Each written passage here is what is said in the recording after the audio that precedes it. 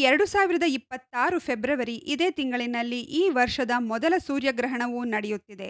ಇದೇ ಫೆಬ್ರವರಿ ತಿಂಗಳಿನಲ್ಲಿ ಮೊದಲ ಸೂರ್ಯಗ್ರಹಣವು ನಡೆಯುತ್ತಿದ್ದು, ಈ ಸೂರ್ಯಗ್ರಹಣವು ನಮ್ಮ ಕರ್ನಾಟಕದಲ್ಲಿ ಯಾವ ದಿನಾಂಕದಂದು ನಡೆಯಲಿದೆ ಹಾಗೂ ಗ್ರಹಣದ ಪ್ರಭಾವದಿಂದ ಯಾವ ರಾಶಿಗಳಿಗೆ ಅದೃಷ್ಟ ಮತ್ತು ಯಾವ ರಾಶಿಗಳಿಗೆ ಯಾವ ಫಲ ದೊರೆಯಲಿದೆ, ಗರ್ಭಿಣಿ ಇರುವ ಮಹಿಳೆಯರು ಅಗತ್ಯವಾಗಿ ಪಾಲಿಸಬೇಕಾದ ನಿಯಮಗಳು ಏನೇನು ಎಂಬ ಎಲ್ಲ ಸಂಪೂರ್ಣ ಮಾಹಿತಿಯನ್ನು ಈ ವಿಡಿಯೋದಲ್ಲಿ ನೀಡಲಾಗಿದೆ.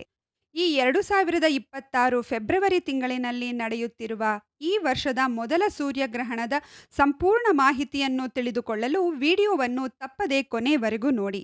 ಜ್ಯೋತಿಷ್ಯಶಾಸ್ತ್ರ ಮತ್ತು ಖಗೋಳ ವಿಜ್ಞಾನದಲ್ಲಿ ಗ್ರಹಗಳಿಗೆ ಹೆಚ್ಚಿನ ಮಹತ್ವವಿದೆ. 2026 ವರ್ಷದ ಪ್ರಥಮ ಸೂರ್ಯಗ್ರಹಣವು ಫೆಬ್ರವರಿ 17 ಮಂಗಳವಾರದಂದು ಸಂಭವಿಸಲಿದೆ. ಈ ಗ್ರಹಣವು ಉಂಗುರಾಕಾರದ ರೂಪದಲ್ಲಿದ್ದು, ಇದನ್ನು ಬೆಂಕಿಯ ಉಂಗುರ ಎಂದು ಕರೆಯಲಾಗುತ್ತದೆ.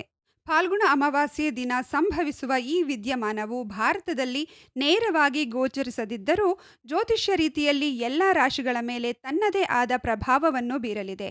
ವಿಶೇಷವಾಗಿ 5 ರಾಶಿಗಳ ಪಾಲಿಗೆ ಇದು ಅಪಾರ ಧನಲಾಭ ಮತ್ತು ಯಶಸ್ಸನ್ನು ಹೊತ್ತು ತರಲಿದೆ. ಅದೃಷ್ಟವಂತ ಆ 5 ರಾಶಿಗಳು ಹೇಗಿವೆ ನೋಡೋಣ ಬನ್ನಿ. ಮೇಷರಾಶಿ. ಮೇಷರಾಶಿಯವರಿಗೆ ಈ ಸೂರ್ಯಗ್ರಹಣವು ಹೊಸ ಹುರುಪನ್ನು ನೀಡಲಿದೆ.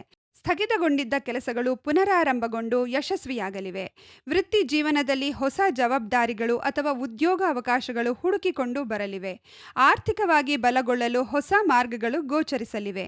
ವೃಷಭರಾಶಿ. ವೃಷಭರಾಶಿಯವರಿಗೆ ಸೂರ್ಯನ ಅನುಗ್ರಹದಿಂದ ಸಮಾಜದಲ್ಲಿ ಗೌರವ ಹೆಚ್ಚಲಿದೆ. ಹೂಡಿಕೆಗಳಿಂದ ಉತ್ತಮ ಲಾಭ ದೊರೆಯಲಿದ್ದು, ಕುಟುಂಬದಲ್ಲಿ ಸುಖ ಸಮೃದ್ಧಿ ನೆಲೆಸಲಿದೆ. ದೀರ್ಘಕಾಲದ ಕನಸುಗಳು ನನಸಾಗುವ ಸಮಯವಿದು. ಆರೋಗ್ಯದಲ್ಲಿ ಸುಧಾರಣೆ ಕಂಡುಬರಲಿದ್ದು, ಪ್ರೇಮ ಜೀವನವು ಮಧುರವಾಗಿರುತ್ತದೆ. ಮಿಥುನ ರಾಶಿ. ಆರ್ಥಿಕ ಸಂಕಷ್ಟದಿಂದ ಬಳಲುತ್ತಿದ್ದ ಮಿಥುನ ರಾಶಿಯವರಿಗೆ ಈ ಗ್ರಹಣವು ಪರಿಹಾರ ನೀಡಲಿದೆ. ಪೋಷಕರ ಬೆಂಬಲದಿಂದ ದೊಡ್ಡ ಸವಾಲುಗಳನ್ನು ಎದುರಿಸುವಿರಿ. ಆದಾಯದ ಅರಿವು ಹೆಚ್ಚಾಗುವುದರಿಂದ ಉಳಿತಾಯದತ್ತ ಗಮನ ಹರಿಸಬಹುದು.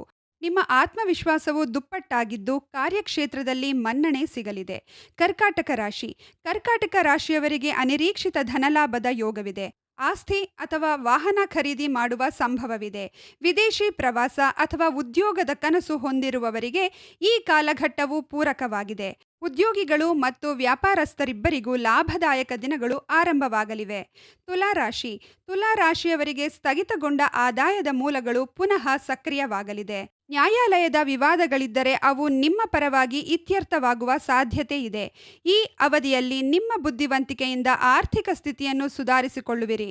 ಭವಿಷ್ಯ ಉಜ್ವಲವಾಗಲಿದೆ. ಈ ಗ್ರಹಣವು ಬದಲಾವಣೆಯ ಸಂಕೇತವಾಗಿದ್ದು, ಈ 5 ರಾಶಿಯವರು ಸಕಾರಾತ್ಮಕ ನಿರ್ಧಾರಗಳನ್ನು ತೆಗೆದುಕೊಳ್ಳುವ ಮೂಲಕ ತಮ್ಮ ಭವಿಷ್ಯವನ್ನು ಉಜ್ವಲಗೊಳಿಸಿಕೊಳ್ಳಬಹುದು. 2026 ಈ ಮೊದಲ ಸೂರ್ಯಗ್ರಹಣವು ಕೇವಲ ಖಗೋಳ ಕೌತುಕವಷ್ಟೇ ಅಲ್ಲ, ಜ್ಯೋತಿಷ್ಯ ಶಾಸ್ತ್ರದ ಪ್ರಕಾರ ಶುದ್ಧೀಕರಣ ಮತ್ತು ಮರುಜನ್ಮದ ಸಂಕೇತವಾಗಿದೆ. ಫೆಬ್ರವರಿ 17 ಸಂಭವಿಸುವ ಈ ಘಟನೆಯು ವ್ಯಕ್ತಿಯ ಜೀವನದಲ್ಲಿ ಅಡಗಿರುವ ಪ್ರತಿಭೆಗಳನ್ನು ಹೊರಹಾಕಲು ಪ್ರೇರೇಪಿಸುತ್ತದೆ.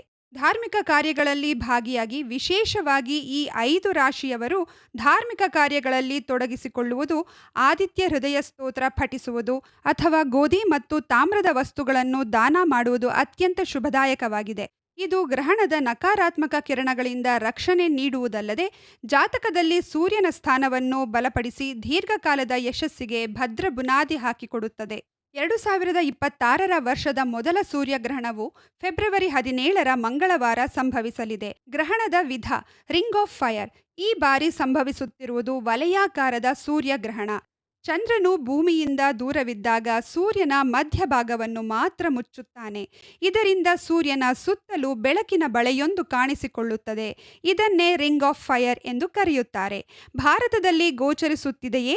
ಈ ಸೂರ್ಯಗ್ರಹಣ ಭಾರತದಲ್ಲಿ ಗೋಚರಿಸುವುದಿಲ್ಲ. ಗ್ರಹಣವು ಸಂಭವಿಸುವ ಸಮಯದಲ್ಲಿ ಭಾರತದಲ್ಲಿ ಸೂರ್ಯಾಸ್ತವಾಗಿರುವುದರಿಂದ ಅಥವಾ ಭೂಮಿಯ ಇನ್ನೊಂದು ಭಾಗದಲ್ಲಿರುವುದರಿಂದ ಇದು ನಮಗೆ ಕಾಣಿಸುವುದಿಲ್ಲ. ಹಾಗಾಗಿ ಭಾರತದಲ್ಲಿ ಈ ಗ್ರಹಣಕ್ಕೆ ಯಾವುದೇ ಸೂತಕ ಕಾಲ ಇರುವುದಿಲ್ಲ ಮತ್ತು ಯಾವುದೇ ಧಾರ್ಮಿಕ ನಿಯಮಗಳನ್ನು ಪಾಲಿಸುವ ಅಗತ್ಯವಿಲ್ಲ ಎಂದು ಜ್ಯೋತಿಷ್ಯ ಶಾಸ್ತ್ರಜ್ಞರು ತಿಳಿಸಿದ್ದಾರೆ.